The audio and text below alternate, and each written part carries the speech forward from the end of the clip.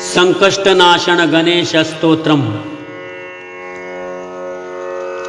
श्री गणेशाय नमः। नारद उवाच प्रणम्य शिरसा देवं गौरीपुत्रं विनायकं भक्तावासं स्मरे नित्यं आयुः कामार्थसिद्धये। प्रथमं वक्रतुण्डं च एकदन्तं द्वितीयकं तृतीयं कृष्णपिङ्गाक्षं गजवक्त्रं चतुर्थकं लम्बोदरं पञ्चमं च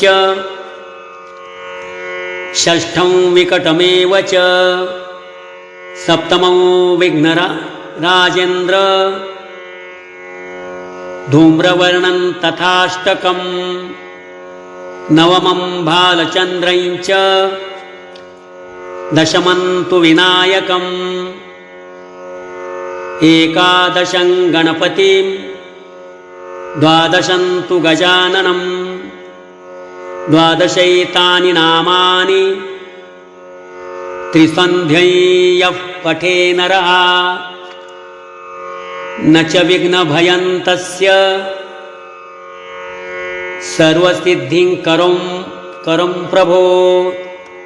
विद्यार्थी लभते विद्यां धनार्थी लभते धनं पुत्रार्थी लभते पुत्रं मोक्ष्यार्थी लभते गतिं।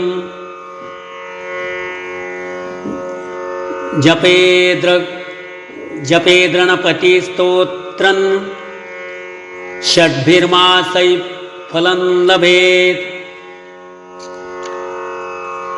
संवत्सरेण सिद्धिं च लभते नात्र संशयः। अष्टभ्यो ब्राह्मणेभ्यश्व लिखित्वा यः समर्पयेत् तस्य विद्या भवेत् सर्वा गणेशस्य प्रसादतः।